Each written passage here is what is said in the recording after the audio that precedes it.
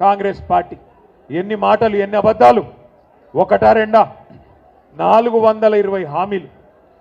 కేసీఆర్ గారు 10,000 ఇస్తే రైతులకు నేను 15,000 ఇస్తా అన్నాడు.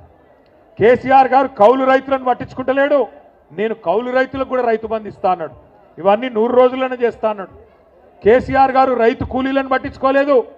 జాబ్ కార్డు ఉంటే చాలు, నేను ఒక్కొక్కలకు నెలకు 1000 రూపాయలు ఇస్తా, ఆత్మీయ భరోసా అని రైతు కూలీలకు మాటిచ్చిండు.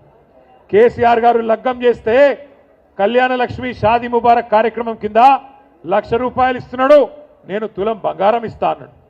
కేసీఆర్ 2,000 పెన్షన్ ఇస్తున్నాడు, నేను ముసలమ్మకు ముసలయ్యకు ఇంట్లో ఉండే ఇద్దరికి 4,000 పెన్షన్ ఇస్తా అన్నాడు. ఒకదానికేమో సోనియమ్మ మీద ఒట్టన్నాడు, ఇంకో దానికేమో ప్రియాంక గాంధీ మీద ఒట్టన్నాడు, ఇంకో కార్యక్రమానికి రాహుల్ గాంధీ మీద ఒట్టన్నాడు. ఇన్ని ఒట్లు పెట్టి అడ్డమైన మాటలు చెప్పి అరిచేతిలో వైకుంఠం చూపెట్టి